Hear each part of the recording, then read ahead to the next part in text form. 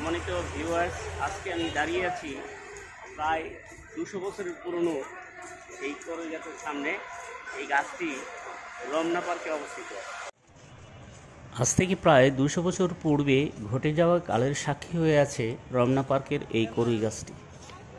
অনেকে এই গাছটিকে রেন্ট্রি করই বা সুন্দর করই নামেও চিনে থাকেন। এটি রমনা পার্কের অস্তাচল গেট দিয়ে ঢুকলে হাতের ডানে দক্ষিণ পাশে 200 গজ সামনে আগালেই দেখতে পাওয়া যায়। করই গাছটি দেখতে যেমন সুন্দর তেমনি অনেক উঁচু।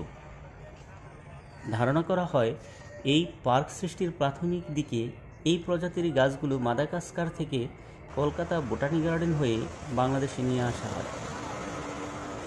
গাছটি অনেক উঁচু হওয়াতে সন্ধ্যার আগেই অনেক পাখপাখালি এই গাছে চলে আসে রাত্রি যাপনের জন্য। সেই হিসাবে এই গাছটিকে বলা চলে পাখিদের অভয়ারণ্য। রমনা পার্ক তার সবুজ এবং প্রাচীন গাছপালার জন্য পরিচিত। এখানে বিভিন্ন ধরনের গাছপালা রয়েছে যা দর্শকদের মুগ্ধ করে। বিকেল হলে হাজার হাজার দর্শকে মুখরিত হয় এই পার্কের চারদিক।